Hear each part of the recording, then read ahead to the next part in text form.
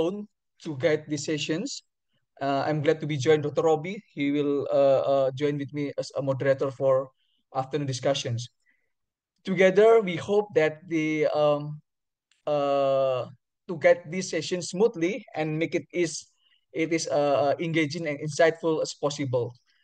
And I also would like to say thank you to our all distinguished speaker and Prof. Nicholas, of course, to make this webinar can be happen. So, ladies and gentlemen, allow me to share a few important guidelines to ensure the sessions run smoothly and respectfully for everyone involved. First, I want you to keep always mute your microphone, and then after that, our speaker will present in sequence, and the Q&A sessions will take place after all speaker has delivered their presentations. And please submit your questions via the chat box, and then I will read it and select it to discuss it later.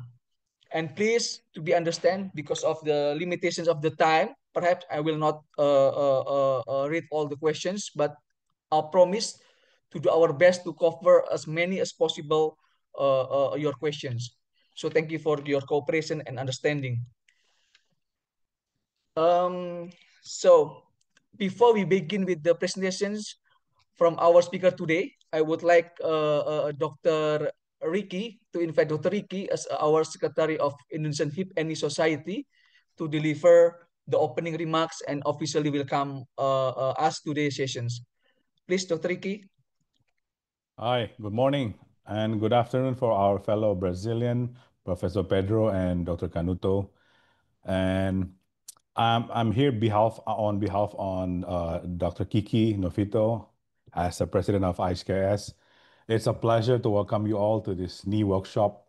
We're very thrilled to have such a remarkable collaboration between IHKS and Brazilian Arthroscopy and Trauma Sports Society as a consistent work of our beloved society, IHKS, to always embrace our members to strive on hip and knee sports injury management. So this workshop aims to enhance your understanding of rotatory instability of the knee and provide you with the latest point of view in assessing and managing knee instability. So over the next few hours, we'll be exploring very interesting topics, followed by insightful discussion. We encourage you to actively participate, ask questions, and share your experience. By the end of the webinar, I'm confident that we will have a deeper understanding of rotatory instability of the knee. Welcome, and let's have a productive session. Thank you, Dr. Erwin. Thank you, Dr. Ricky, for your speech. So before we start our presentations from our first presenter, please, I want you to all to open your video or camera because we want to take a picture for a while. Mbak Uli, tolong di foto ya.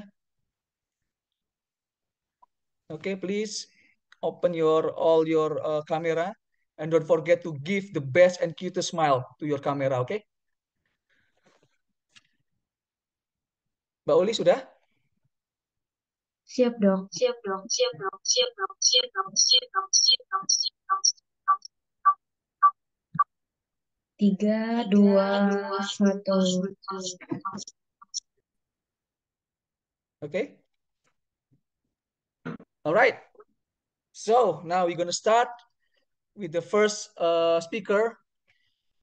I will gonna invite Professor Pedro Banches Jorge. Please forgive me if I have mispronounced your name, Prof. So he's currently serving as a knee surgeon and a professor at Hospital Syrio-Libanese and Santa Casa de Sao Paulo. He also is the director Brazilian Society of Sport Trauma and Arthroscopy. So he will bring a very interesting topic, talking about the anteromedial instability, ACL, AOL reconstructions. So I kindly invite Prof. Pedro. You will have 15-minute presentations. Please, the screen is yours. Hello, everybody. Do you hear me? The Yes, microphone is very okay? clear, Prof. Perfect. Just a minute, let's put it here. Well, it's okay, the Yes, presentation? it's very clear. You can Everybody start. is seeing? Okay. Hello, everybody. I'm Pedro, I'm from Brazil. I'm very happy to be here. Thank you very much for this invitation. And we will talk a little bit about a theme that I like so much. That is the intermediate rotational instability and how we control here this kind of instability in Brazil. Just a minute. First of all, this is my disclaimer. It's a work that I have I'm happy to have all that friends together with me. So it's a work we make in lots of hands. And this is my disclaimer. And nobody do nothing alone. So I thank for all these friends to work and think with me. Despite all our knowledge about the ACL lesion, the number of lesions are rising and our results are not so good as we thought. We have lots of bad numbers in terms of return to play level activity, and we have lots of new revision surgeries. There are series that shows us like 20% of the necessity of review surgeries in ACL reconstruction. This game, I think, started to change in 12-13 when these friends from Belgium, Stephen Claes and his team, published and discovered the AOL ligament. I think this in here, the game started to change about the results of the ACL. And the clinical series, the actual clinical series, evaluating ACL reconstructions combined with anterolateral reinforcement shows good results. So I think the ACL reconstruction combined to Lemaire or combined to AOL reconstruction, ou seja, combined with anterolateral surgeries, shows good results today. So we have less re-rupture, we have better return to play. But what is the anterolateral ligament function? The anterolateral mainly controls tibial internal rotation. It's in the lateral side of the knee and controls tibial internal rotation. The anterolateral ligament controls secondarily anteriorization and varus, but mainly controls tibial internal rotation. And when we think about the injury mechanism of the ACL, we know it's multifunctional, multifactorial. You can torn your ACL in a valgus knee, you can torn your ACL in a varus knee. There are lots of ACL trauma mechanisms, but mainly you torn your ACL with valgus knee combined with tibial external rotation, like 75% of the ACL lesions are with combining valgus and tibial external rotation. And when we return, we go back to think about the anterolateral ligament function, we know that it controls tibial internal rotation. So I have this doubt, is the AOL the answer for all? Because I love doing AOL reconstruction. I love doing extraarticular, anterolateral extraarticular reinforcement. I do like 92% of my ACL patients extraarticular reinforcement. But I pass a lot of time doing 90% of my extraarticular reinforcement in AOL topography. Is the AOL the answer for all? Mainly when we consider that ACL and MCL lesion is a common injury. And the MCL lesion, because of the lesion, because of the valgus and external rotation, it's a common lesion, but rarely we need a surgery in the MCL lesion. But it raises a question for me. Are we possibly overlooking something? Are we neglecting something? Because we are dealing with a frequent lesion, but rarely treat it surgically. I think there is a miss piece in this puzzle. And perhaps the missing piece isn't the valgus instability, but the external rotational instability. Every time we have an MCL lesion, we make the valgus physical exam, but rarely we think about the rotational instability that comes with this MCL lesion. And sorry, and this was alerted to us in 1968 when these two authors described the anteromedial rotational instability. What is it? Is the external rotational instability, the contrary, the opposite of the pivot shift. And now the external rotational instability is once again gaining attention in the literature. We see lots of papers talking about Emery. We see lots of papers talking about anteromedial rotational instability. Why? Because we know today that Emery is an important ACL failure factor. So the combined trauma of valgus and external rotation can lead to Emery, can lead to anteromedial rotational instability. The same trauma that lead to ACL lesion. Emery can be a failure factor in ACL reconstruction. We know that our ACL can failure because of residual Emery. But the problem, Emery is not routinely evaluated. People don't know how to evaluate Emery.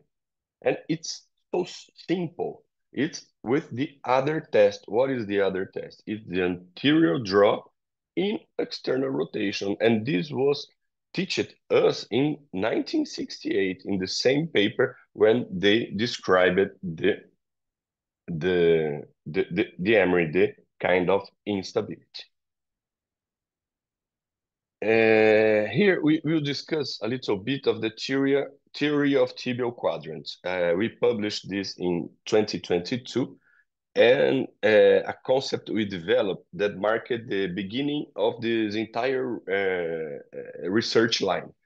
It emerged from an extensive review of the literature on how the peripheral ligaments of the knee contribute to the rotational controls. So here we can see the tibial plateau divided into 4 quadrants. Anterior and posterior is divided by this red line. That is the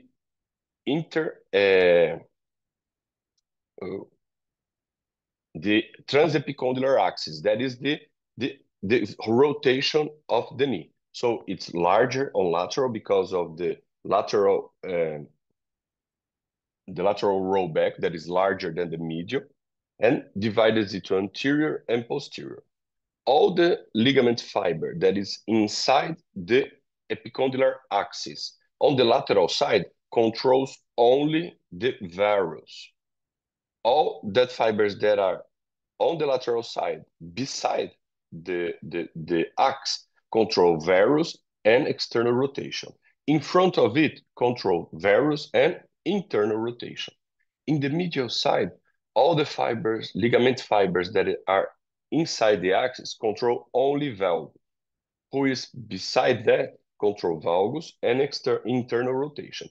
And who is in front of it controls valgus and external rotation. That is the Emery, that is the most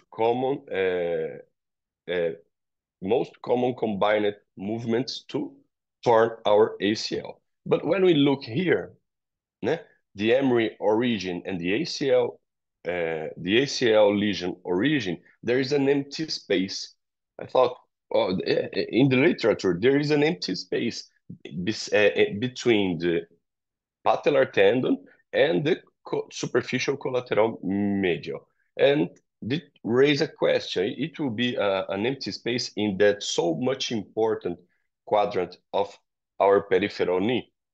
Then we started doing dissections of medial side knee in the pandemic because we could not make surgery. We started to do the dissections in the medial side, and this is our first dissection in 2020, March of 2020, when we found this structure every time rising from the medial epicondyle and directly go to the tibia in oblique direction that we call the anterior oblique ligament. Here we can see lots of anterior oblique ligaments that we give it that name because of the posterior oblique ligament. So we have the posterior oblique ligament, the MCL, and the anterior oblique ligament. Here we have additional examples of AOL dissection.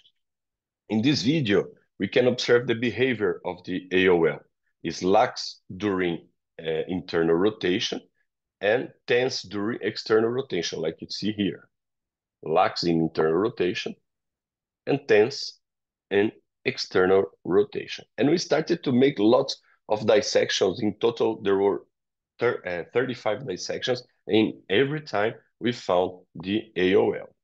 And here, in this video, we can distinguish three structures: anterior oblique ligament, that is in front of it, superficial and deep MCL. So here, superficial MCL,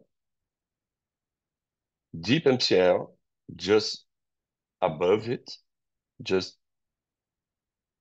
and in front of it, the AOL, like three different structures. All these dissections led to a series of publications, and the most recent and most important of this is this study in which we describe the 35 complete dissections of the medial compartment, as you see here, the AOL in a good picture. Every time it rises from the medial epicondyle and goes obliquely toward the tibial plateau, like 1 centimeter, 0.8 centimeter from the top of the tibial plateau. In the same study, we described the set of ligament stabilizers of the medial region of the knee, which we named the medial cross. Here we named the medial cross, that is composed of superficial and deep medial collateral ligaments, AOL and POL. So this set of ligaments we called the medial cross. That is very important to stabilize in valgus and external and internal rotation. So we have a very stable medial knee, different from the lateral knee. The very stable medial knee is not only because of the bone format, but it's due to the medial cross. And here we can see the medial cross working in external and internal rotation. External rotation, AOL gets tight. Internal rotation, POL gets tight too. Here we can see the medial cross in a good way. AOL, POL, controlling both rotations. So this structure is very important to our medial knee stability. Parallel of all this, we developed research in the field of radiology too. We developed study with MRI. Here we see after the dissection, we marked the AOL with plastic tubes, and then we performed MRI scans with this marked knees. So this allowed us to identify clearly where is the AOL in MRI exam. So you can see here with these arrows, the AOL, this distinguished structure that is in front of the superficial MCL, that is the AOL. Sometimes it's beautiful to see, like in these two examples. Sometimes it's more difficult to see. We can see in normal exams, like in 50% of them, the structure distinguished from the others. In parallel of this, we also developed a technique for anterior cruciate ligament reconstruction combined with AOL reconstruction. So I love making extra-articular reinforcement to my ACL patients. But the question that I was made in anterolateral reconstruction, it was in my head like, I think something is missing. And when I started to do major reinforcement, I thought I was more calm, more satisfied. So in parallel of this, we started to do develop this technique to make anterolateral oblique anterior reinforcement together with our ACL reconstruction. So here we can see the reconstructions using 2 screws to make the ACL and the AOL being reconstructed from the tibial tunnel toward the medial epicondyle, and then we put a screw in the medial epicondyle too. I like to do a lot like this, reconstructing using the adjustable loop in the femur, and then a screw in the tibia, and they are all being reconstructed by this graft that came from the tibial tunnel from the medial epicondyle posterior and proximal to the tibial epicondyle. So what does our algorithm of treatment to finish this look like when it comes to extra-articular reinforcement? Here we are looking at patients. This is my algorithm that is published in VJSM last year. Here we have patients with ACL injuries who are candidates to extra-articular reinforcement. New patients, soccer players, sports with pivot movement players. I think this like 85, 90% of our ACL lesions. So we have patients that we want to do in them extra-articular reinforcement to protect our ACL. And that patient cannot have varus or valgus instability. If we have angular instability, varus or valgus instability, we need to make varus or valgus reconstruction, medial or lateral complete reconstructions. So here, candidates to extra-articular reinforcement without varus or valgus instability. We always perform this physical examination under anesthesia. So in my clinic, I have an idea where will be my reinforcement, but we always decide this under examination under anesthesia. In case of pivot shift, positive pivot shift and negative other, or you have positive pivot shift, or seja, internal rotation instability with negative other, we proceed to do ACL reconstruction with anterolateral reconstruction. In case of positive pivot shift and positive external rotational instability, we opt for a double extra-articular reinforcement like we published here. So if you have a pivot shift, internal rotational instability, and other test positive with external rotational instability, we are making here like 4 years from now, double extra-articular reinforcement, and you can find this technique published in the arthroscopy techniques. But if we have negative pivot shift, or say internal rotational instability negative, and external rotational instability, we proceed to ACL reconstruction combined with medial reinforcement in the anterior oblique ligament topography. Here we can see a case. So we have negative pivot shift, anterior draw neutral, positive. When we make the internal rotational, in the internal rotation, we have a negative anterior draw.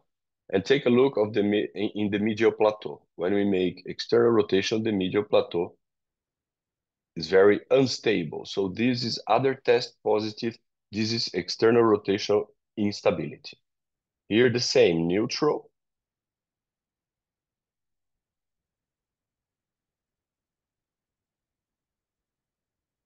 In internal rotation, it gets negative.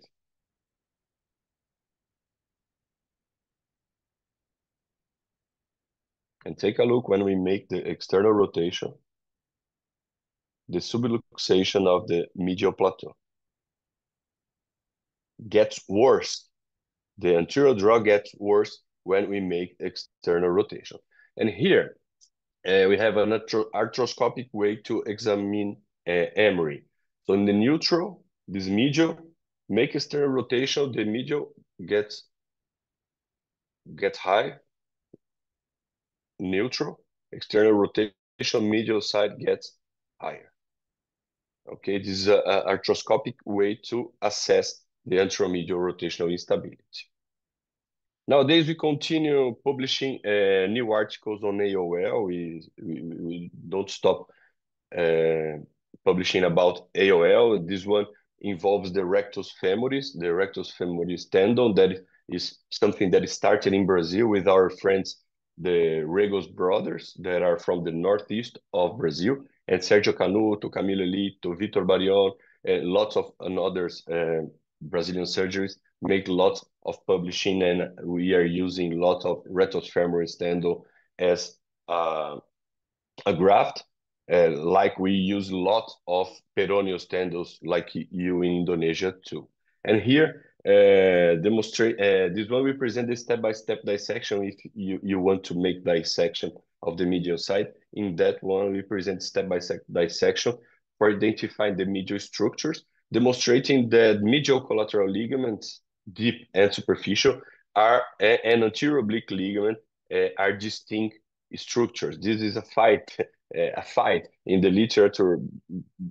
There are people who believe that the AOL does not exist, that the AOL is the deep MCL, but here we present like three different structures, and it's interesting to see.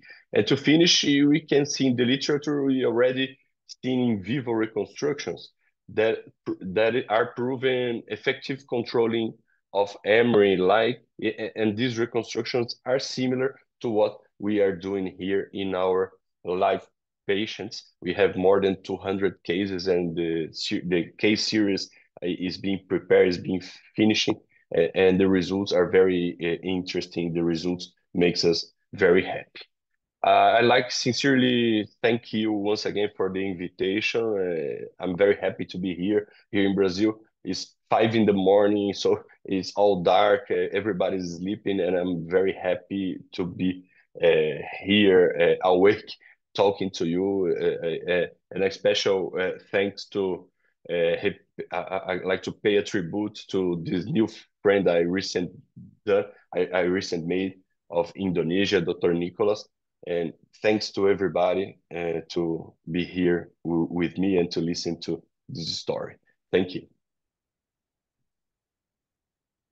Thank you, Prof. Pedro, for your very interesting topic and then insightful presentations. I believe there will be a lot of questions. Just to remind to all audience, you can drop all the questions on the column chat so we can discuss later. And please don't forget to keep always to mute your microphones. So for the next topic will be presented by our teacher, Professor Dr. Dwikorani Fembriutomo. We'll talk about the anterolateral instability, ACL, and anterolateral reconstructions. Please, Prof. Vikora, you can share your screen, and you also have a 15-minute for presentations.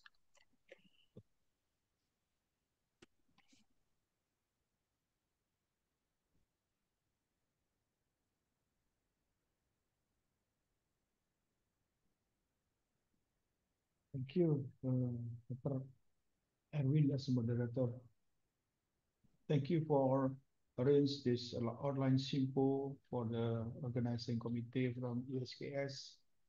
Good afternoon, everyone. Good morning, Professor Pedro and Dr. Canuto. Thank you for your new insight for us and then sharing your expertise on online Indonesian Hip Knee Society Symposium. My topic is about the ACL and anterolateral rotatory instability of the knee. What is anterolateral rotatory instability of the knee? The pathological internal rotation of the tibia relative to the femur, particularly during the mid-range knee flexion from 30 to 90 degrees. Usually often observed following the ACL injury. several important structures that play significant roles to the anterolateral rotatory stability are ELL, anterolateral ligament, usually thought with deflection beyond the 30 degrees, and elliptical band, that this is lateral knee stability and rotational control, lateral capsule, and Kaplan fibers.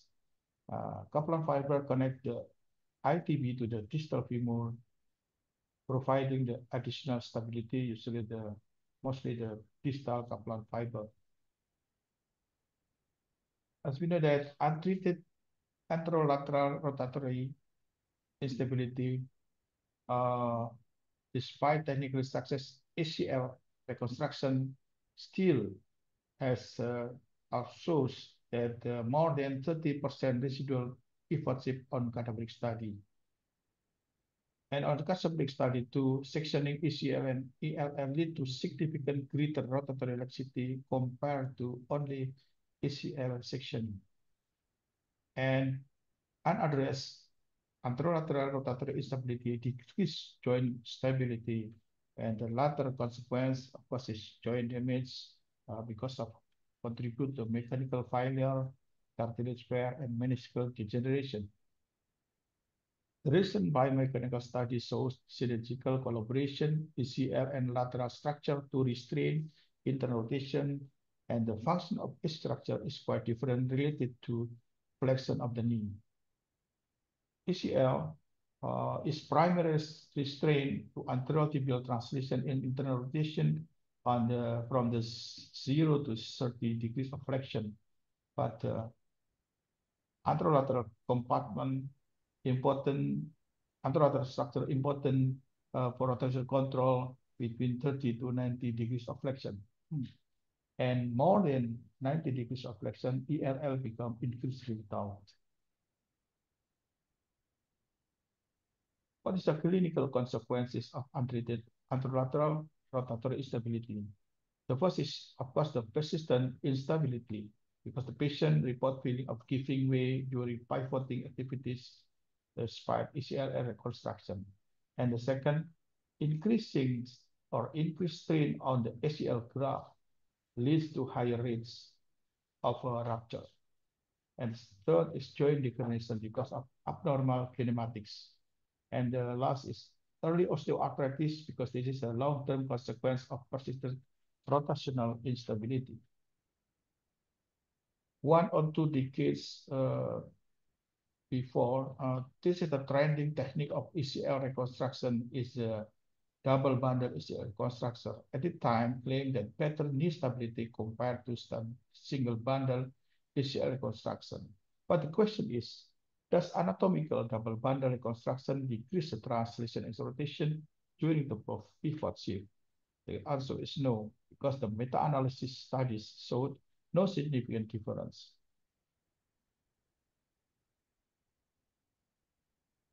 How to diagnose the anterolateral instability? Several physical exams, this is a several test name, pivot shift test, quantitative pivot shift, slocum, like Dr. Pedro shows before, dynamic lateral drawer test, external rotation pivot, prone internal rotation, anterolateral draw, and so on. But the gold standard for anterolateral rotatory instability diagnosis is pivot shift test still reliable, and this is more reliable inspection under anesthesia. To diagnose anterolateral instability by imaging, usually we use the X-ray of the knee. If we found the second fracture, this is the avulsion of lateral tibial plateau. So this is highly specific for anterolateral injury. And of course, the MRI assessment with the high resolution protocols for better visualize the ELL, Kaplan fiber, and surgical epicondyle axis and posterior tibial condyle angle of rotation. Indication for combined ECL and anterolateral procedures. The first is high-grade pivot shift, grade 2 and 3, revision ACL reconstruction, young pivoting athletes, and generalized ligamentous laxity. The additional indication for anterolateral procedures usually the second fracture or MRI confirmed ALL injury, chronic axial deficiency, meniscal deficiency, posterior tibial slope more than 12 degrees, because this anatomical variation places additional stress on ACL graft and increased rotational instability. Another special consideration in high-risk patient is the revision case, generosity, and posterior tibial slope, another literature. How about the surgical rationale for anterolateral procedures? The first is about the check-in effect, because the anterolateral procedure will limit excessive internal rotation. And the second, uh, graft protection, because there will be the reduced load transfer to the axial graft during the healing, improving rotational control during dynamic activities will enhance stability. And of course, reducing graft failure rates and residual pivot shift will improve the outcomes. Anterior ligament extension, the key surgical step, I think everybody knows about this. I just share this. Raise release or simultaneous graft and tunnel usually posterior to lateral condyle. Some suggest that 4 to 5 millimeter proximal posterior, some suggest that 8 millimeter superior and proximal posterior to condyle. Creating the tibial tunnel at the midpoint of between the cardiac and fibular head. And we pass the graft subintibial band and fix at the 30 degrees flexion in neutral rotation. Tensioning is critical to avoid over-constraint because cause the lateral compartment overload, and then the last will be make the osteoarthritis on the lateral compartment. And then performing the ALL fixation usually after ACL graft fixation. This is the several technique about the ALL reconstruction.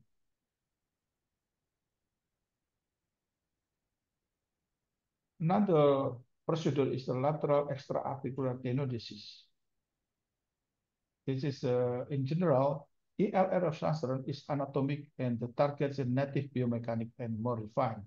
But the LET are not anatomic, powerful, reducing the anterolateral rotatory instability and easy to perform, but usually can offer constraints. The decision to choose is depend on the surgeon preference, depend on the patient anatomy and activity, and depend on the history of ACL failure. For example, LL reconstruction for the younger active patient with pivot shift, and then another is ACL injury with evidence of EL injury.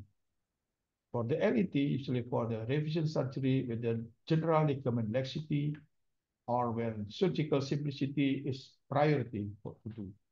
This is the modified MR technique, I think, you know. And then another issue is about the Kaplan fiber augmentation. Kaplan fiber reinforcement train.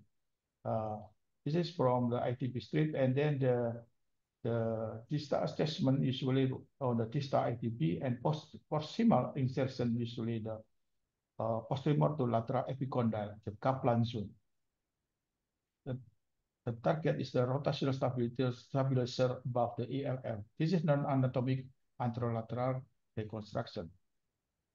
What is the comparison about the anterolateral ligament reconstruction versus lateral extraarticular tenodesis? Anterolateral reconstruction is more anatomical. The construction the native anterolateral structure, but LET provide broader resistance. But LET over constraints. But the clinical outcomes, according to the meta-analysis, is comparable improvement in pivot shift control and return to spot rates. The issue in multiple ligament reconstruction femoral tunnel is to prevent tunnel convergence. the several important things should be considered. The first is about tunnel orientation, bone bridge, maintain the 10 millimeter bone bridge between ACL and LL tunnel, and I-beam guides, and then verification. Verification usually will use the visual triangulation, fluoroscopy, or navigation. Another potential complication of this is from graft failure, infection and hematome, ITP irritation, overconstraint. Overconstraint, as I mentioned before, the excessive lateral compartment stiffness or decrease in the rotation may overload on the lateral compartment with the cartilage wear over there, and then the last is osteoarthritis, and the risk of tunnel coalition, of course.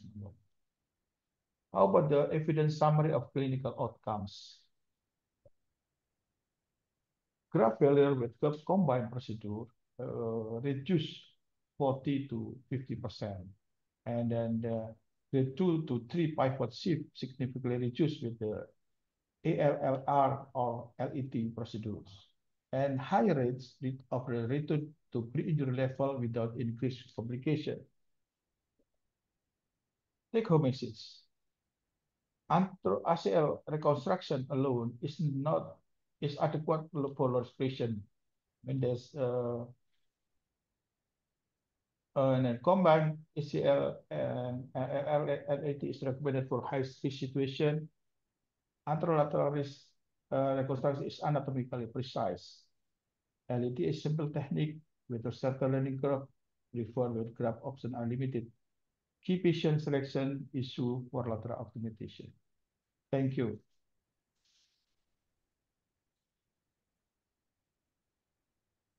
Thank you, Prof, for the insightful presentations.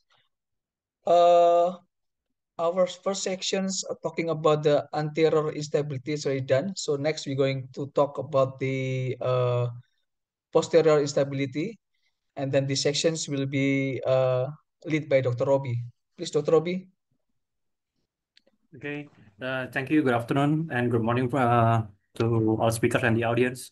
Okay, thank you, Dr. Arvin. It's my turn to moderate these next two topics. If previously we have covered rotatory instability in anterior side from the last two speakers, now it's time to dive to the equally fascinating topics from the posterior side.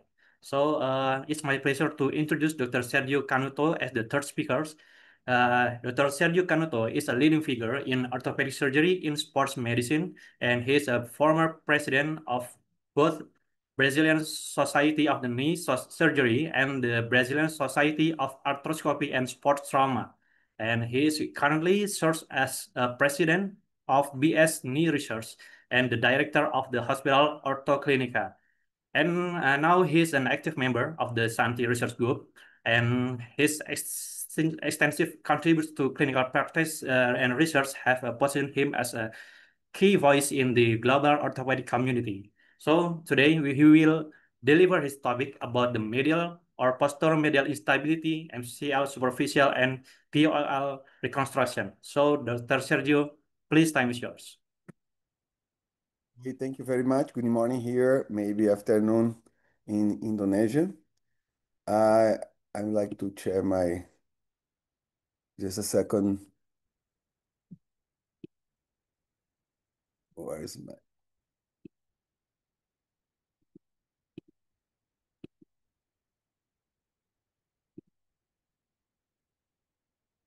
You can see my presentation?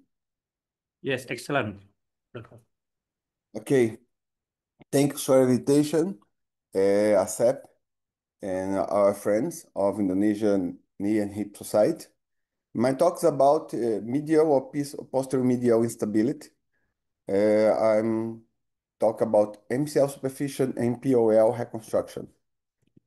I'm from Brazil, northeast part. Maceió is a seaside city. The MCL superficial is for sure the most important structure in medial stabilization. It's the main valgus restrictor, and it has two insertions below the joint line, one 1 centimeter below, another one between 5 and 6 centimeters.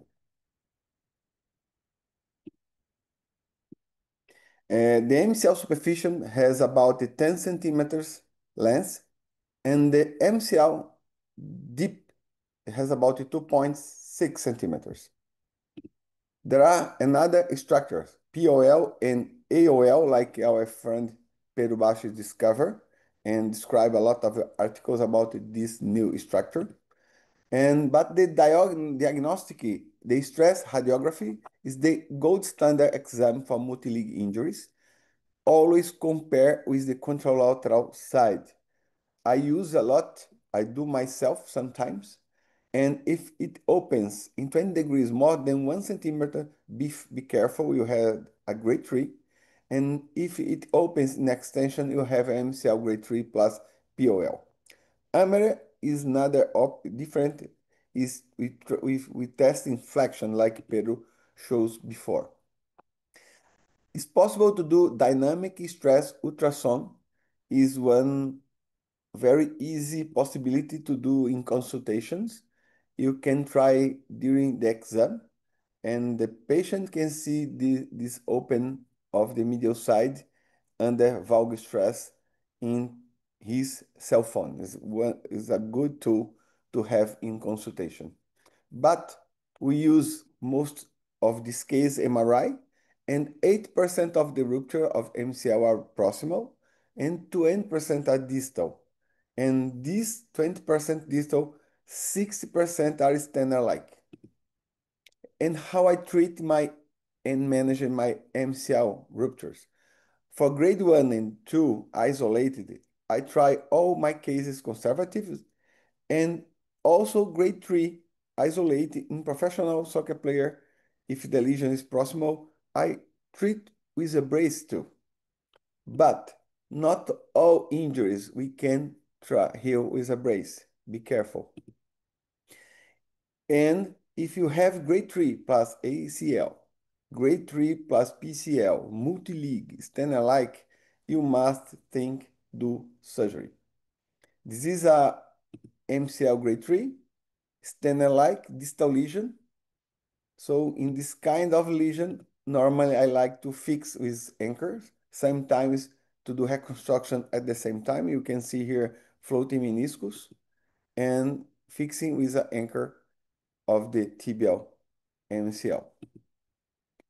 If you try to do surgery keeping the MCL, you does not reproduce the real anatomy because the CMT, if you keep in the CMT, is proximal and anterior. It's not very anatomic. You must go down, put it to anchors and go up, or you do the tunnel between 5 and 6 centimeters below joint line. There are many ways to do MCL reconstruction, many good techniques.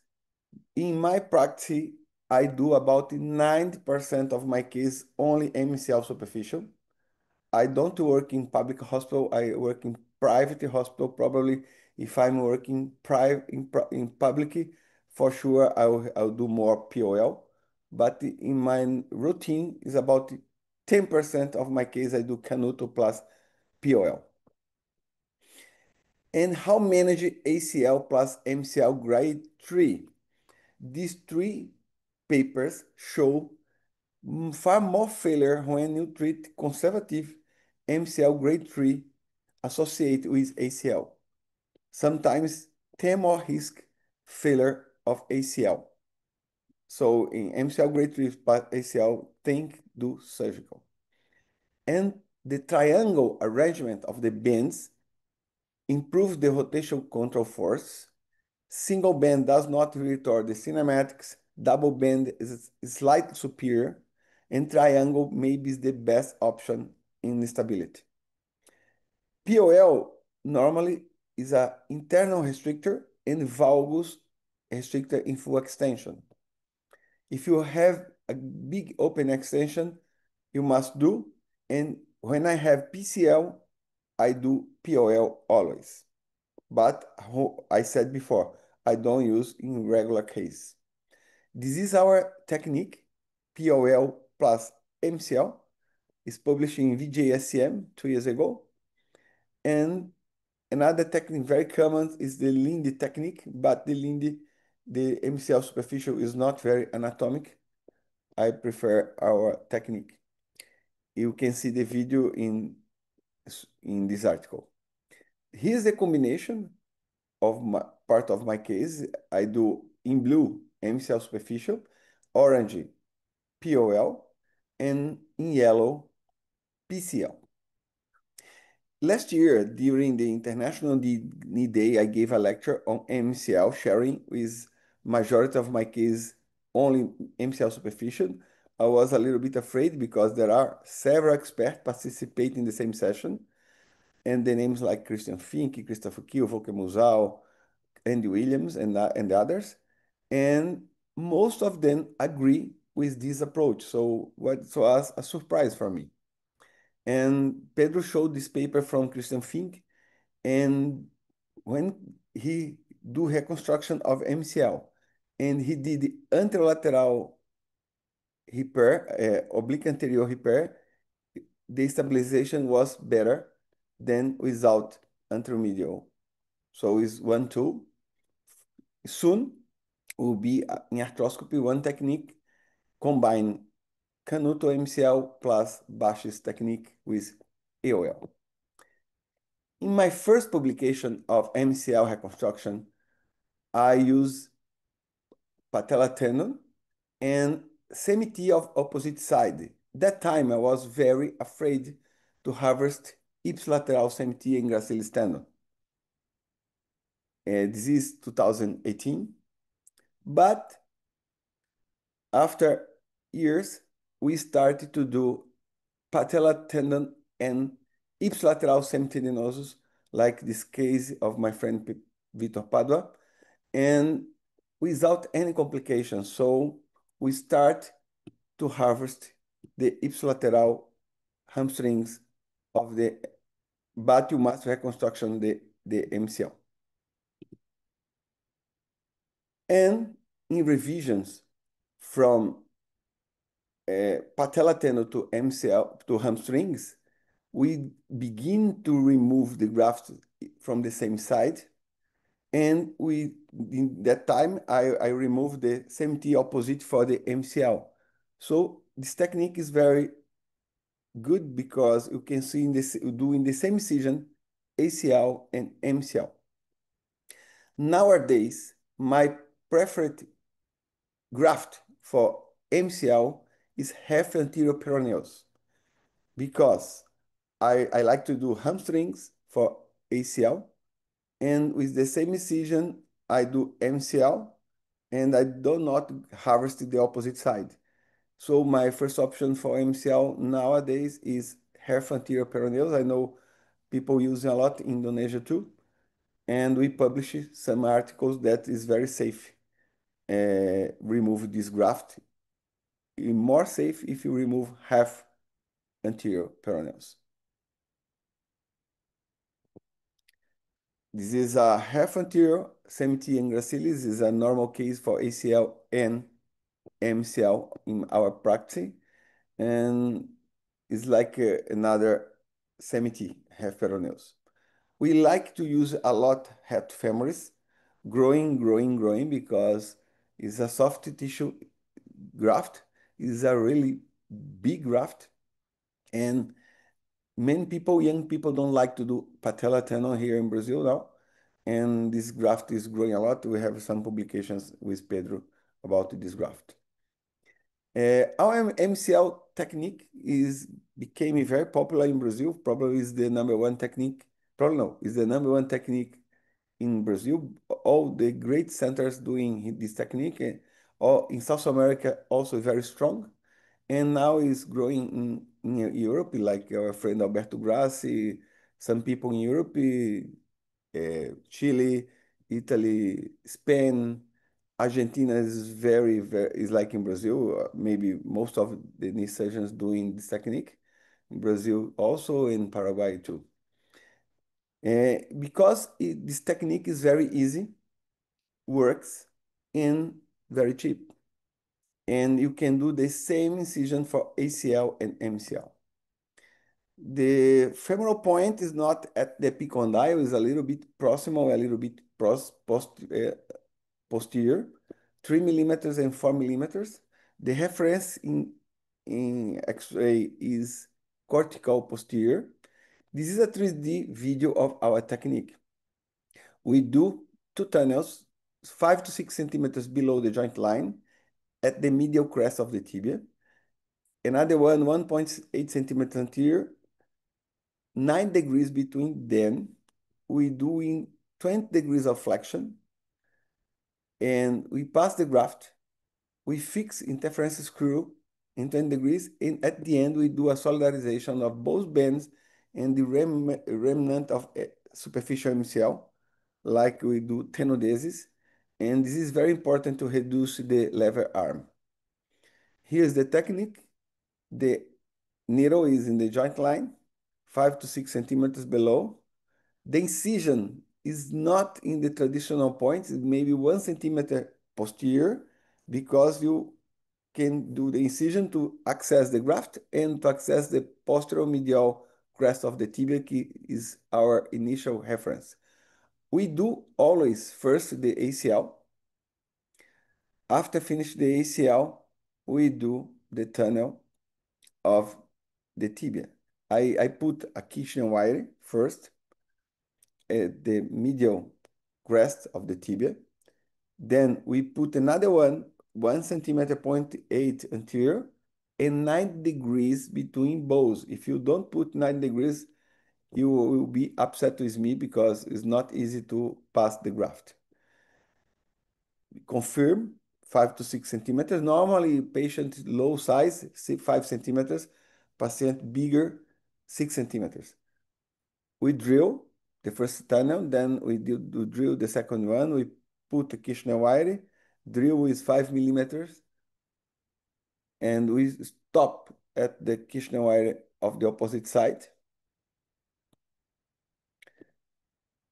In this moment, we bend a needle. I like to use this one. I put in shape of U shape, and we pass the needle with non-piercing side. This is a Etibond Eticon number 5. Then we drill with Kirchner wire at the epicondyle, 3 millimeters proximal with 4 millimeters posterior. We pass the graft. This is very hard cortical, it's very safe. We never break any bone here in this medial part. We pull the graft proximal, go posterior of the wire, not anterior like you see here, posterior. We check the isometry. The MCL is not 100% isometry, but if the isometry is okay, like we see here in extension, tight, inflection, tight. We drill the correct point of the femur. Normally, I drill 4.5 until the other cortical. Then I come 3 millimeters with 6 millimeters drill. We pull the graft at the tunnel. In this case, I did patella tendon, it was a revision. I like to pretension the graft, and we fix with interference screw at 20 degrees of flexion. At the end, we do a solidarization of these two bends. More proximal we can go. In 2 cases, with a slightly valgus, in chronic case, I put 1 anchor 1 centimeter below, but it's not necessary. 95, 98% is not necessary to put any anchors. And when you do this solidarization of these 2 bends, the ligament moves a triangle shape to a flat shape. And the original ligament is not like posterolateral. He is placed in the medial tibia. we try to reproduce this anatomy with this solidarization. I go more proximal I can. At the end, you can do very valgus and in 20 and 0 degrees of flexion with no fear, different of if you put screws up and screws down.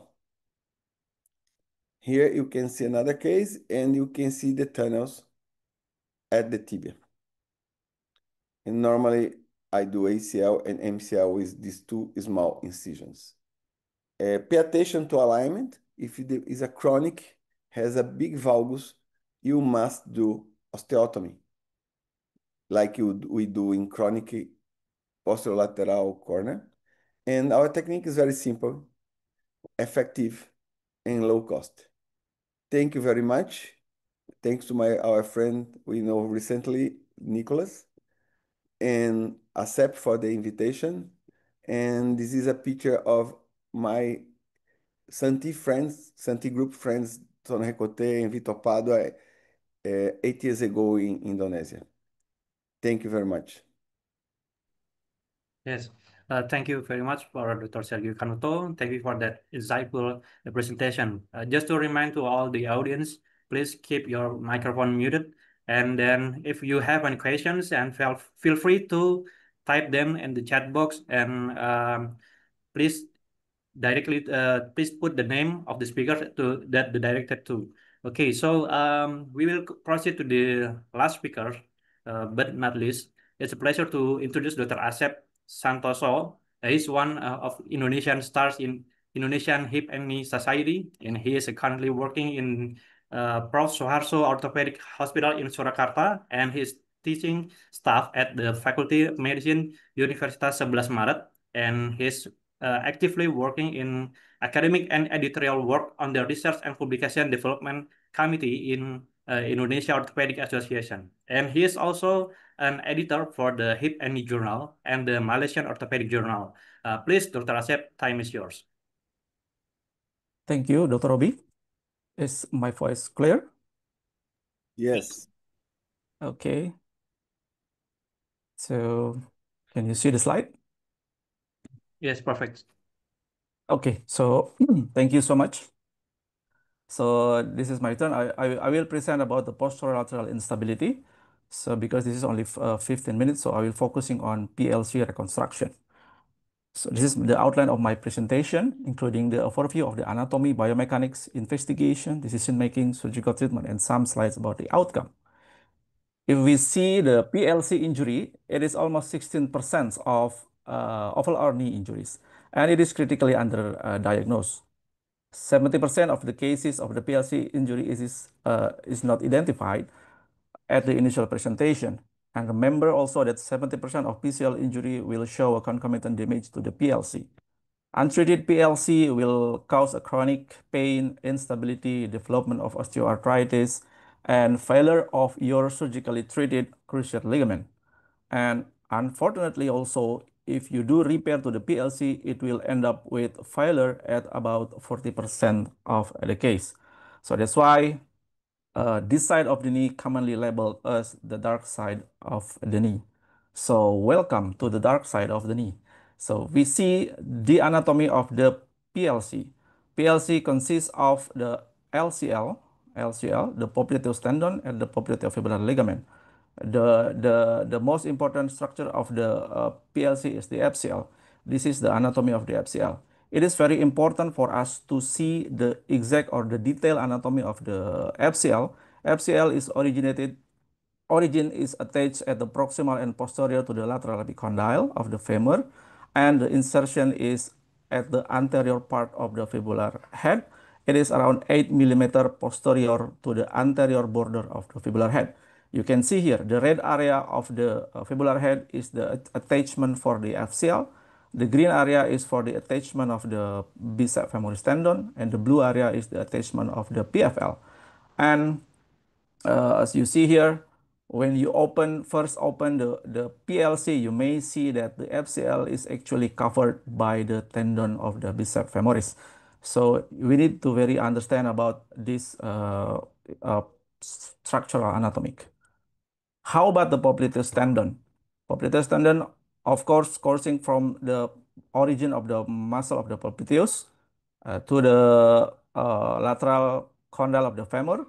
The previous study by Dr. Laprade said that the distance between the LCL attachment and the popliteus tendon is around 18 millimeter, but in some recent study shows that actually the distance on attachment of the popliteus tendon is around 8 millimeter to 10 millimeter anterior inferior to the FCL, and you can see here one of the study. The anatomy of the popliteus tendon, there have been some variation. You can see here there is some of the tendon is actually a single tendon also, or also it can be also a two tendon, but 60% of the case is actually they are a single tendon. Variation of the anatomy of the popliteofibular ligament also there, but it seems to be this variation has no clinical importance. How about the biomechanic? It is very important for us to understand the biomechanic of the PLC. See, this is very important study from Dr. Laprade in 2004, which checked the force measurement of the all three structure of the PLC, including FCL, popliteus tendon, and the PFL in every degree of knee flexion. They conclude that varus moment cause a high amount of force of FCL in all tested flexion angle. And during external rotation, the FCL showed a high load only on early degree of knee flexion, while the popliteus tendon and the PFL being more loaded in higher degree of knee flexion.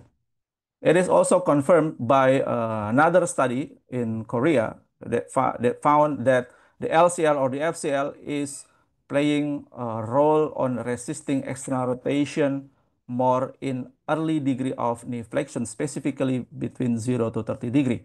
But the PT and the PFL is more resisting external rotation in a higher degree of knee flexion, and they share equal role in resisting external rotation. So for summary, FCL is a primary varus stabilizer of the knee and providing restraint to the tibial external rotation, specifically from 0 to 30 degree. PT and PFL is stabilizer for external rotation on the deeper flexion, 60 to 90 degree, and also providing secondary varus stabilizer, stress of the knee. Symptoms of the PLC injury can be patient will feel instability, giving way side to side, difficulty in twisting, turning, pivoting, pain along side of the knee. So we can see also some varus thrust if the patient having a instability, severe instability at grading. And physical examination is very important. The most important physical examination, of course, is the varus test. You can check it 0 and 30 degree, the posterolateral dower, and also the dial test, both on 30 degree and 90 degree. Here I'm going to show you how to do a posterolateral dower test. First, we see this video that first I do posterolateral dower in neutral position. And when I turn the knee into external rotation, you may see that the instability is more gross. So you can also do the posterolateral dower test by doing like twisting like this. You can see here how the posterolateral structure of the knee is failed to control external rotation of the knee. Again, radiologic examination is very important. Knee alignment, plain X-ray. You can see here that in some chronic case, you will see subluxation of the knee to the lateral and also to posterior. And of course, a full leg X-ray is very important to see mechanical axis deviation. In some subtle case, also you need a varus stress radiologic examination or posterior stress radiologic examination. MRI evaluation is a routine.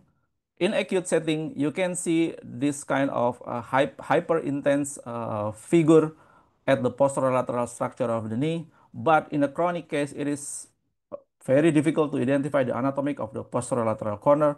So that's why I may say that clinical examination is more important than the radiologic examination in the chronic posterolateral corner injury.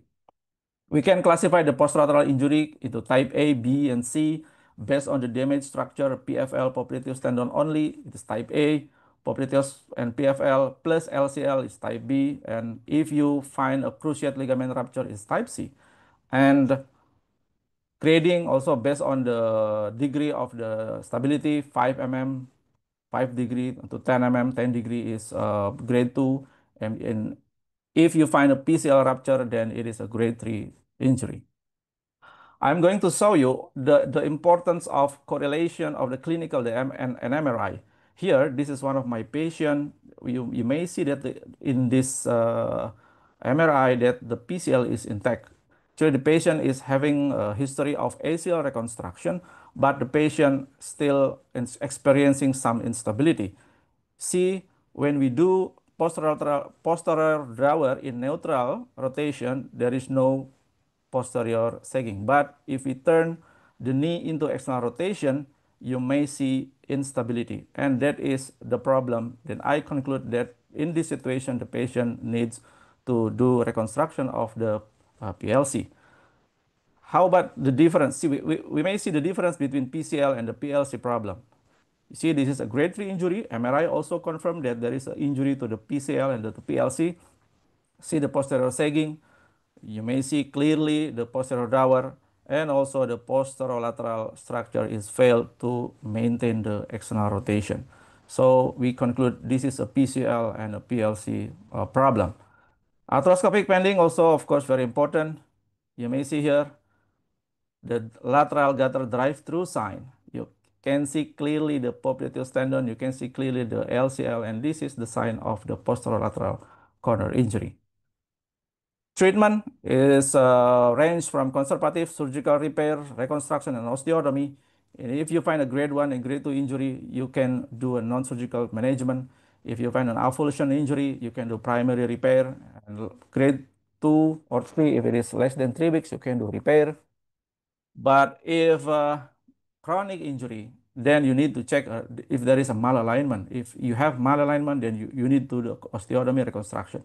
And if there is no malalignment, all you need to do is reconstruction of the PLC. This is one of the case that how is the effect of osteotomy on the posterolateral instability. You can see the subluxation previous before surgery. By only doing osteotomy, you may see the congruency of the joint is restored, and the alignment is restored, and now the patient is feeling well after only osteotomy without any reconstruction of the ligament.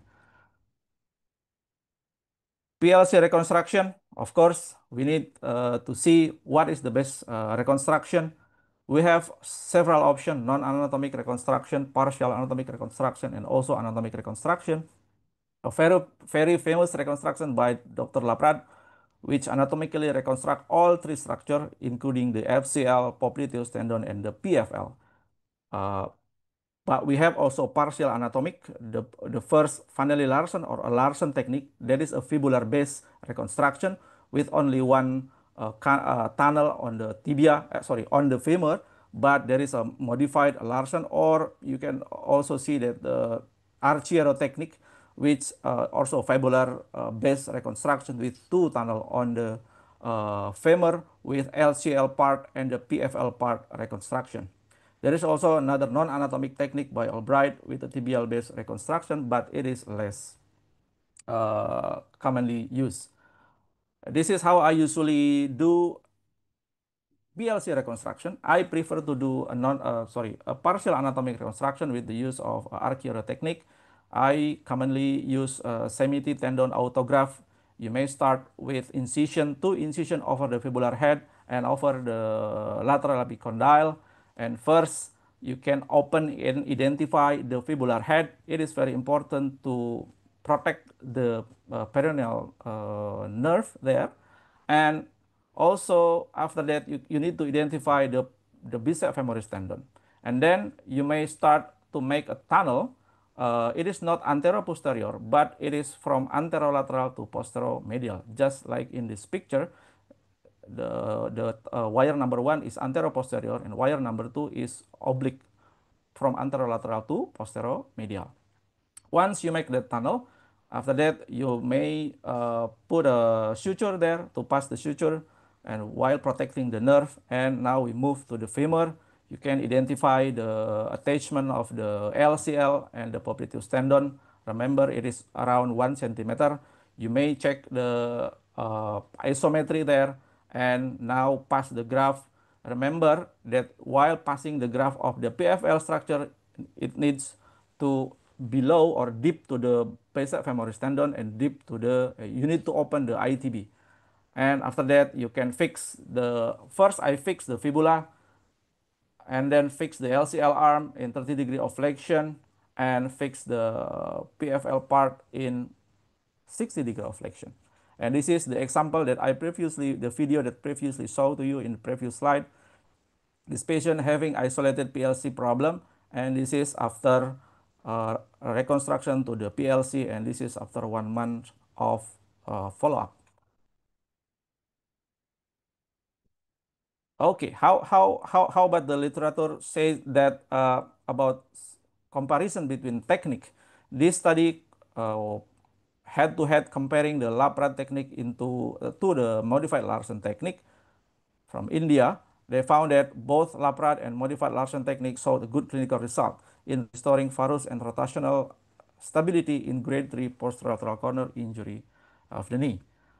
So another recent review in 2025 comparing all technique of the posterolateral corner, they found that actually no difference between all the technique Larsen, Laprad, modified Larsen, Laprad, Archiero, both in open or arthroscopic technique, but there is some difference in the surgical time. How about the post-operative rehabilitation? It is very important also to understand about this. In early post-operative period, between 0 to 6 weeks, partial weight bearing is encouraged, range of motion is encouraged, but you can start with slow and lock. Don't forget to lock the breast from at 0 degree during ambulation and sleeping. You can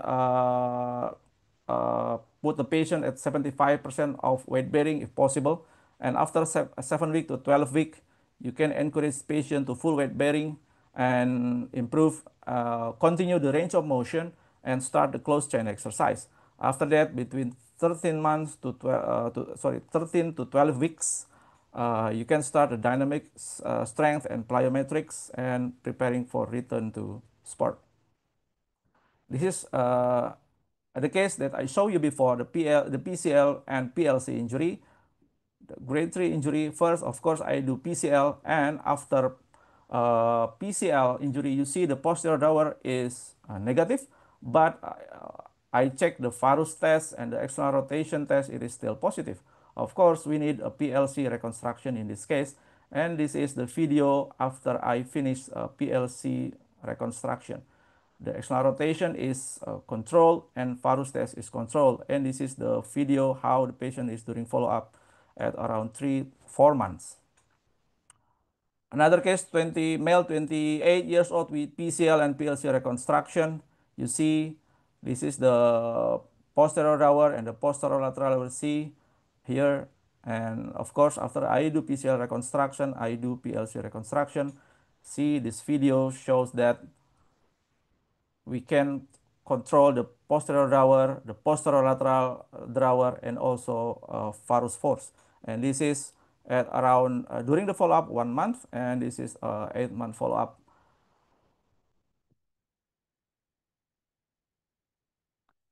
And this is a more recent systematic review with comparing anatomic versus non-anatomic reconstruction of PLC.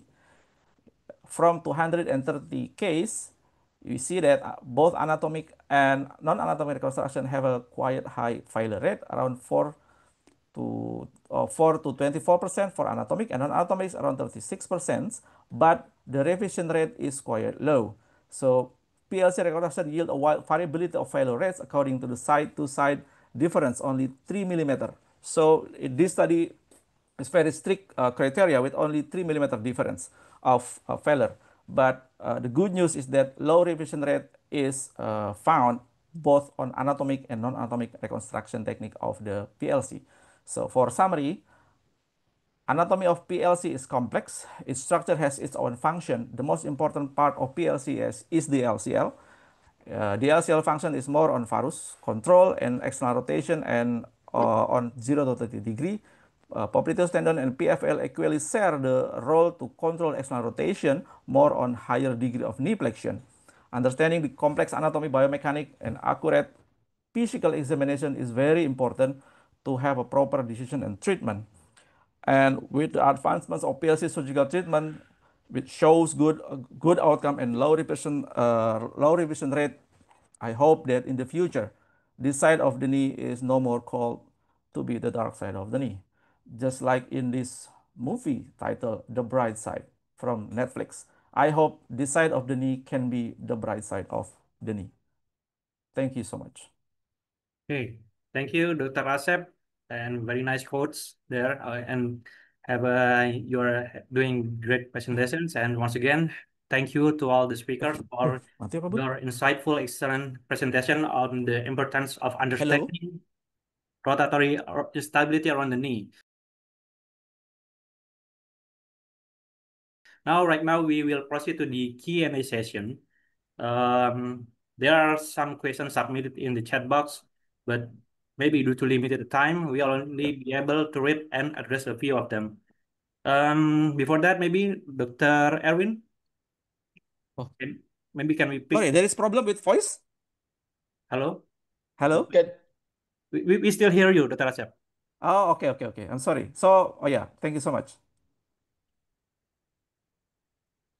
Okay. Okay. Yeah, please, Dr. Erwin, maybe can you lead the Q&A sessions? All right. So there will be some questions on the chat box already. So perhaps we're gonna start with the first questions from Dr. Noha. We're gonna ask to Prof. Pedro. So he asking about the AOL reconstructions. Will AOL reconstructions will also cause tighten in medial compartment and cause long-term pain, and how to avoid these conditions? Please, Are you Pedro. listening to me? Yes. Yes, perfect. No, thanks for the question, Noha. It's a good question.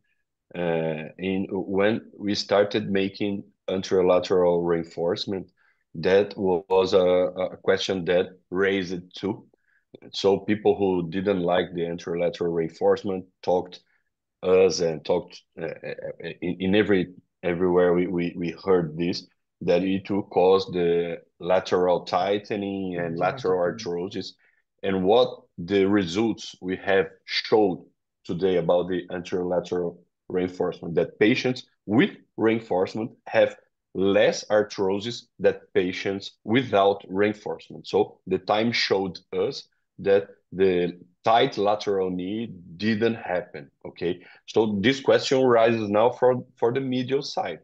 I think we have some tips to make the medial side not get tightened too much.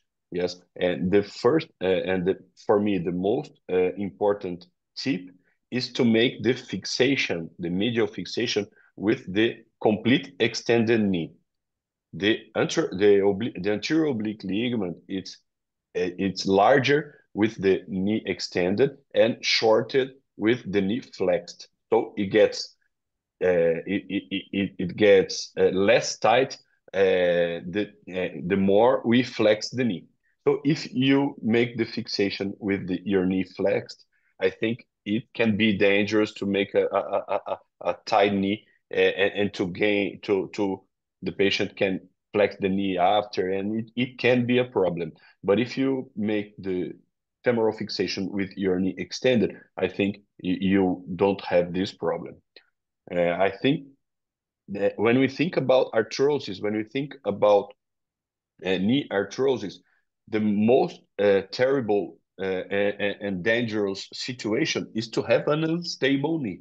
Yeah, if we have a stable knee with peripheral ligaments and with central ligaments, I think the arthrosis chance it will be lesser. Okay.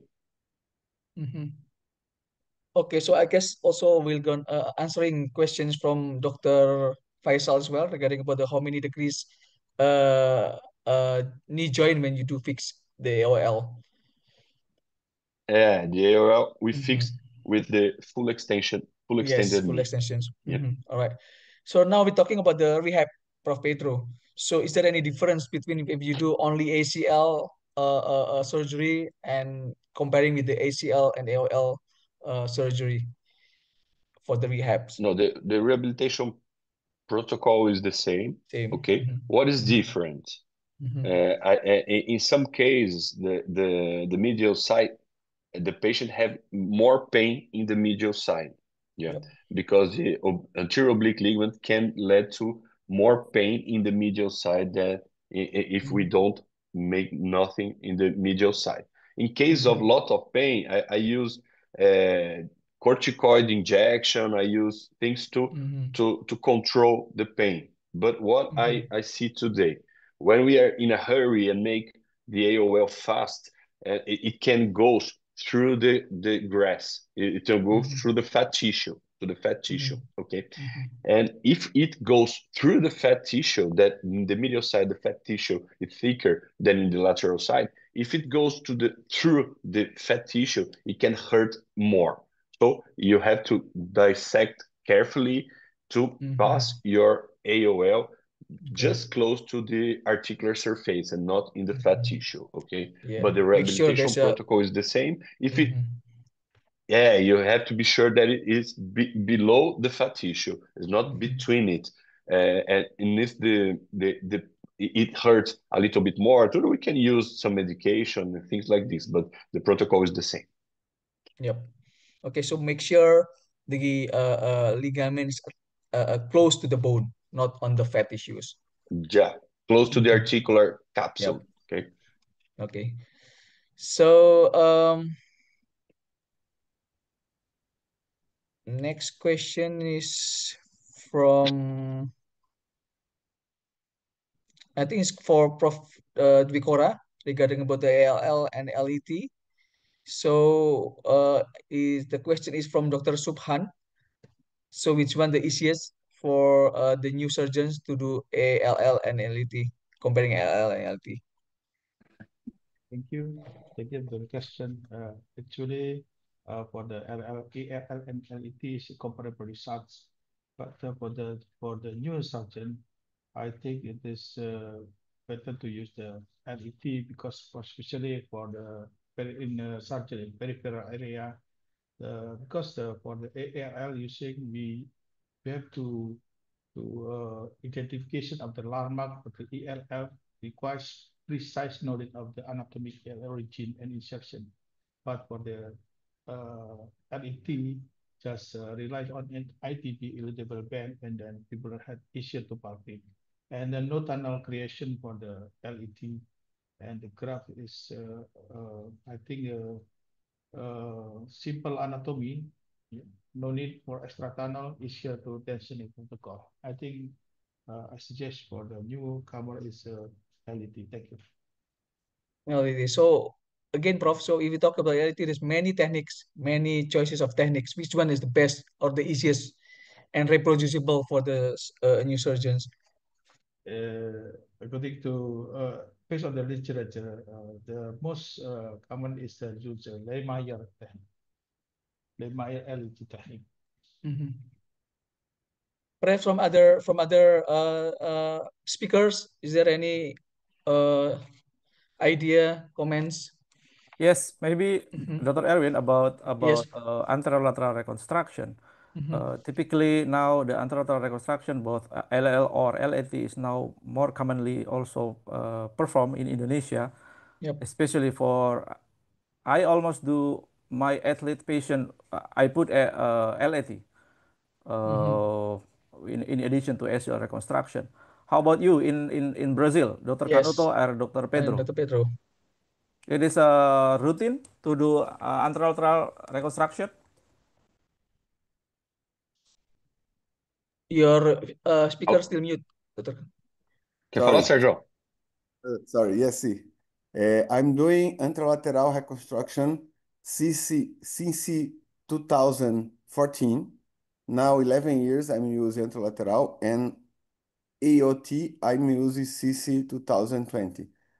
I have about 11 years doing anterolateral and 15 years doing AOT. My practice 75 of my primary ACL, I do extra-articular reconstruction. Of these 75%, 80% I do anterolateral reconstruction, and 20% I do Lemaire, mean Lemaire. Why I prefer anterolateral? Because the post-op is similar ACL. I do percutaneous technique, 2 tunnels, 2 small tunnels in the tibia. I do outside in ACL. The same tunnel for ACL is the same tunnel for anterolateral. And I do not use any screw for anterolateral. And I fix an extension.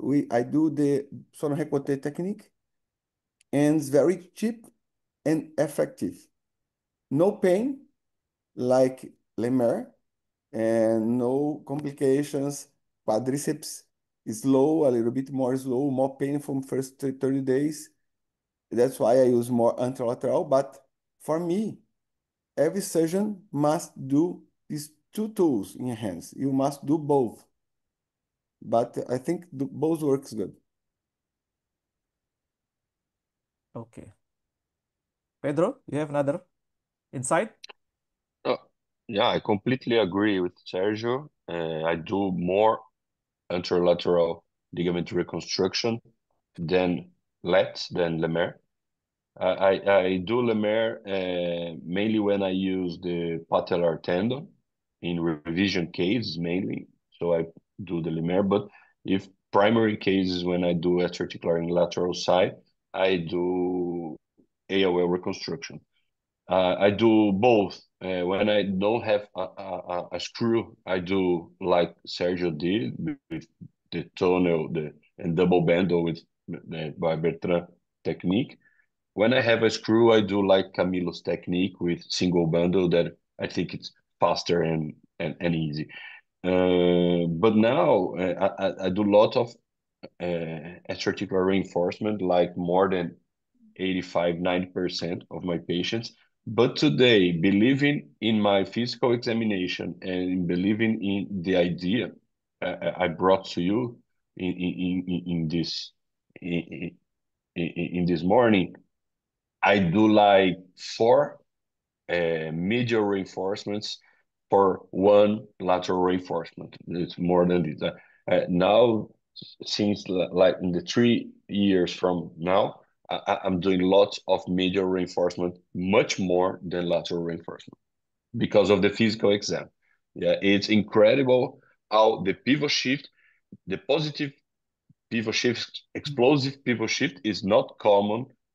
In most of the time you have a small pivot shift like a 0.5-degree pivot shift and much more anteromedial rotational instability. If we start to examine, we notice this.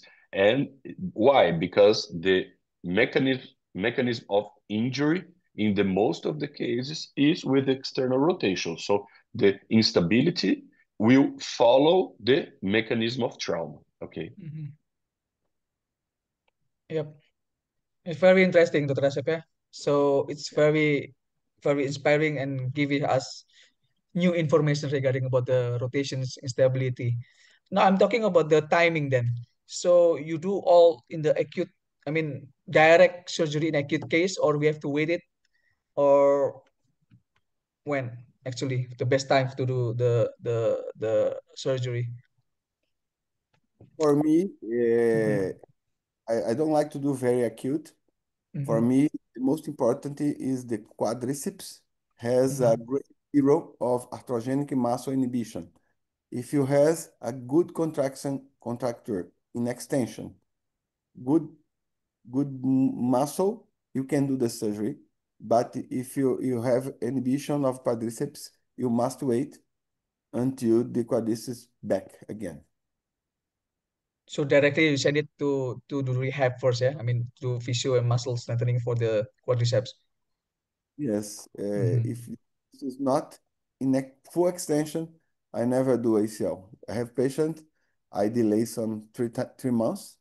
Okay. Normally not so much, but some cases you must wait Mhm. because to do is inflection contracture, no quadriceps activation will be a disaster. Yep. How about you, Dr. Pedro? Prof. Pedro, you agree with that? I completely agree with the boss, Sergio. Sergio is our president. Yeah. No, but I do like him, and I always hear him and learn with him. Yeah, he's a fantastic guy, and How about Dr. Asep then? a great Uh, friend of mine. for me, if there is a MCL injury, of course, I will do repair at the acute setting. Yeah, I will also do directly reconstruction to the ACL if it is indicated. But doing reconstruction of all the ligament in chronic setting is more favorable because the swelling, the rehabilitation is much easier. So I think it's depend on the case. Yeah. So Pedro, do you repair the MCL in acute setting, or you directly reconstruct with Canuto? Sorry, Dr. Canuto. Dr. Canuto. Yeah. I repair if it's distal. I do acute, of course, because we are talking about ACL. My question of Erie, but for MCL acute, I only do repair if I have a distal sternal lesion. I put anchors, but at the end of the anchors, if it's not very stable, I do MCL Canuto because it's 10 minute surgery, maybe 15 minute surgery, very fast surgery. For multi-league is very useful because you cannot lose time. Okay. Okay, maybe there is a last question from the audience from Dr. Nohasil. Is all LET, LL, LET, AOL reconstruction done mostly based on the clinical finding and radiology, or can we do routinely or to prevent the injury? Maybe all we need to ask from starting from the Prof. Dikora maybe.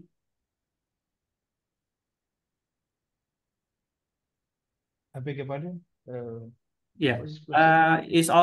Is ILL, LET, and AOL reconstruction done mostly based on the clinical finding and radiology, or can we do routinely to prevent the re-injury?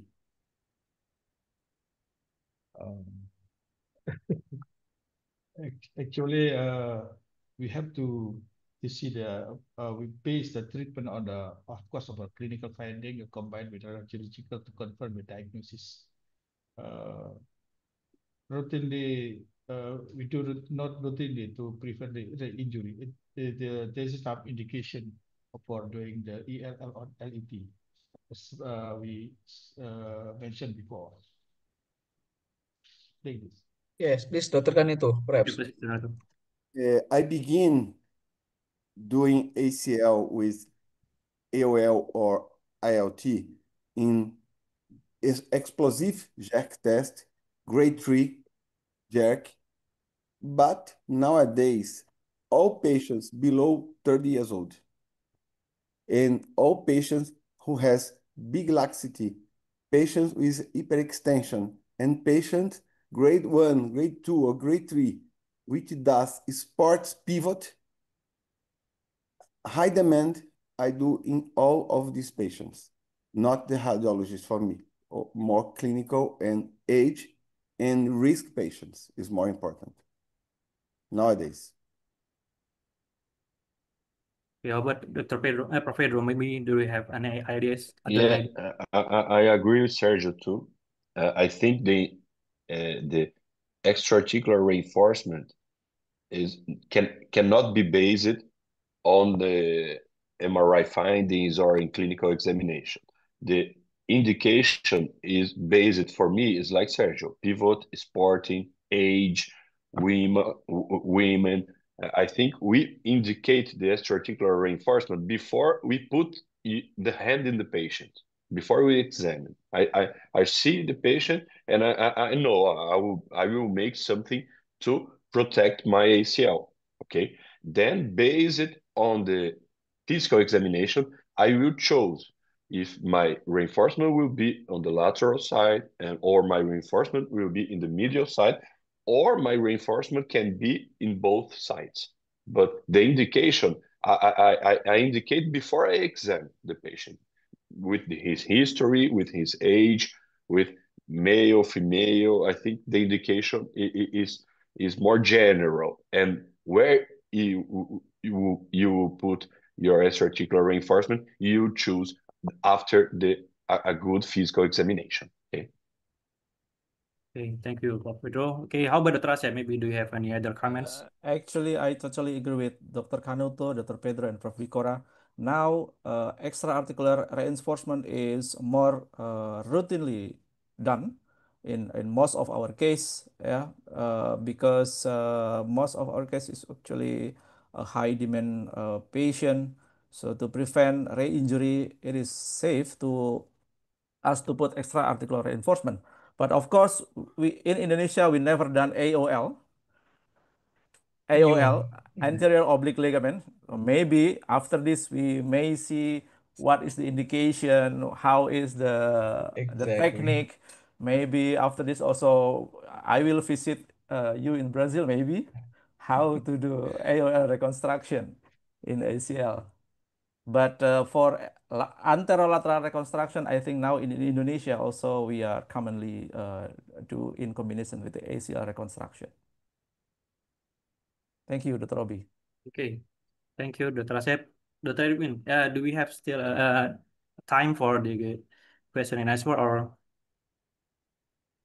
I think it's enough already. Almost 2 hours. Wow.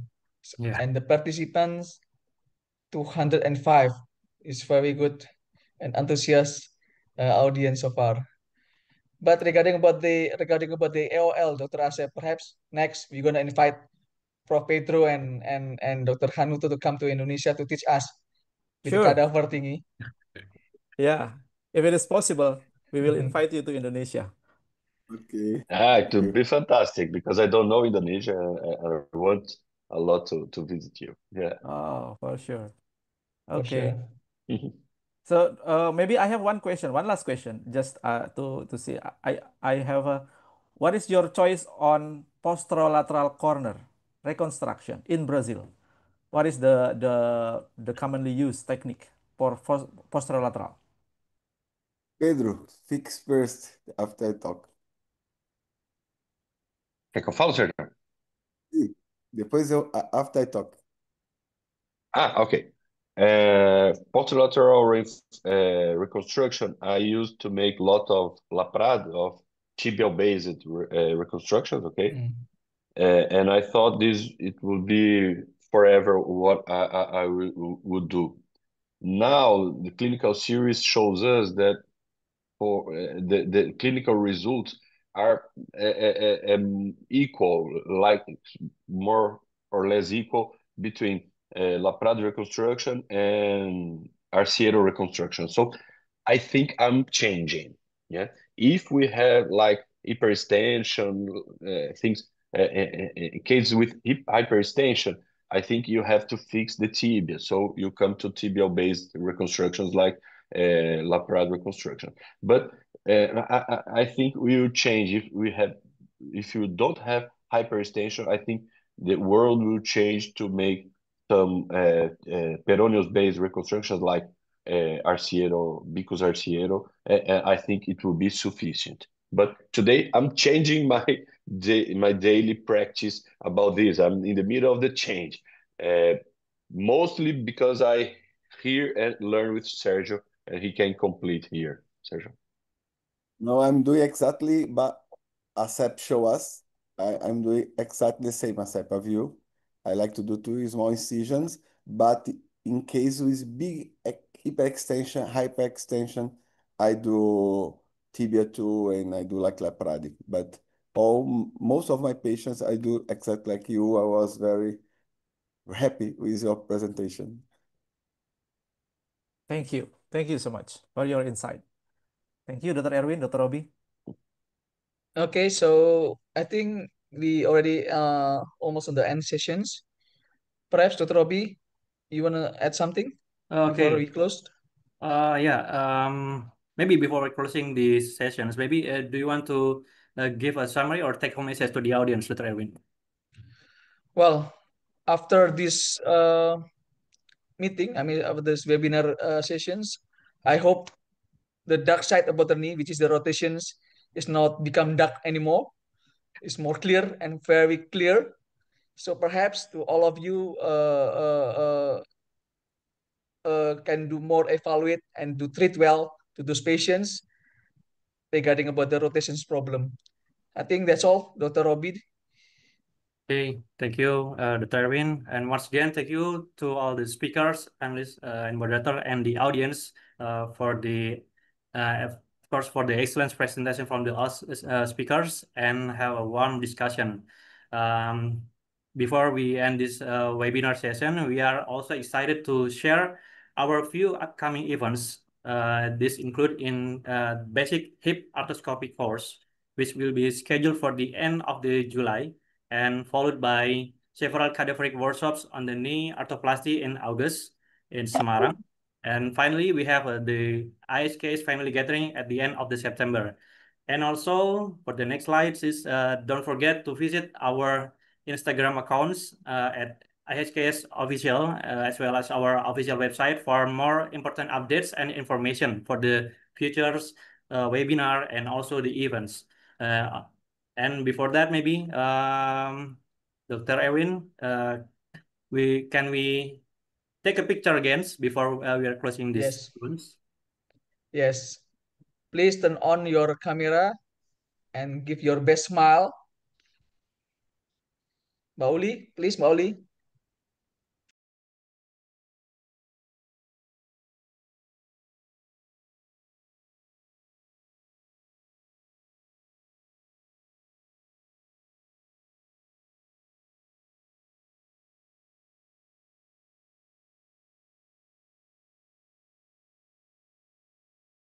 Thank you from Indonesia, Dr. Canuto and Dr. Pedro.